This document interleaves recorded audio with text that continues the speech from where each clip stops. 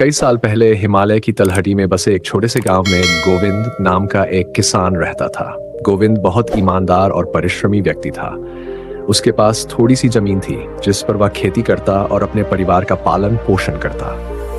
उसका जीवन सामान्य और सरल था, लेकिन वह खुश था क्योंकि उसके पास संतोष का खजाना था। लेकिन एक साल प्रकृति ने अपना क्रूर रूप दिखाया। पहले तो बरसात समय से नहीं हुई, जिससे फसल कमजोर हो गई। फिर जब बारिश आई तो इतनी अधिक आई कि खेतों में बाढ़ आ गई और जो भी फसल बची थी वह भी नष्ट हो गई। गोविंद की सारी मेहनत मिट्टी में मिल गई। उसकी आंखों में आंसू आ गए और उसने आसमान की ओर देखते हुए कहा, हे भगवान, अब मैं क्या करूं? मेरे बच्चों का पेट कैसे भरूंगा? गांव में कई लोग गोविंद की स्थिति को देखकर दुखी थे, लेकिन मदद करने के लिए कोई भी आगे नहीं आया। हर कोई अपने अपने जीवन में व्यस्त था। गोविंद को समझ में नहीं आ रहा था कि अब वह क्या करे। कुछ दिनों बाद वह अपने गांव के मंदिर में गया, जहां उसके गुरु स्वामी जी रहते थे। स्वामी जी बहुत सिखानी और अनुभवी व्यक्ति थे।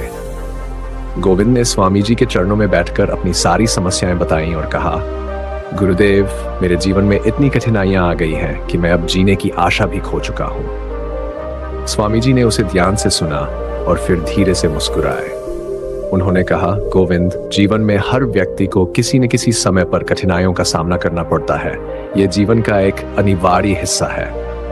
लेकिन याद रखो, कठिनाइयां स्थायी नहीं होती।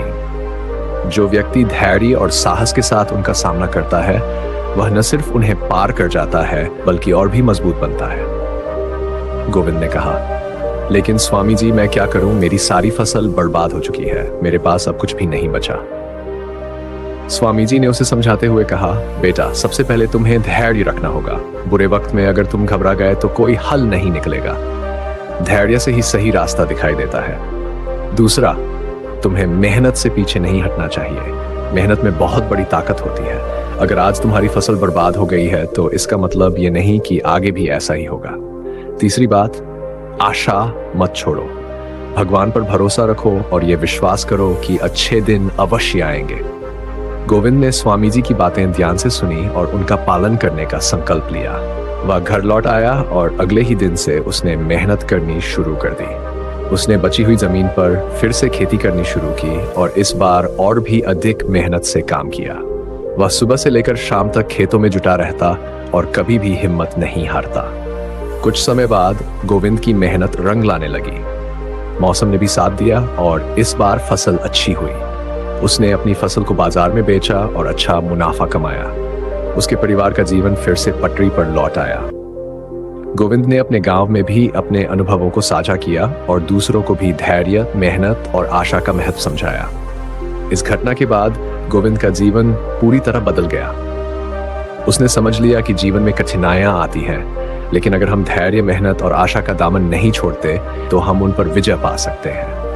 उसने अपने बच्चों को भी यही सिखाया और वे भी जीवन में सफल हुए।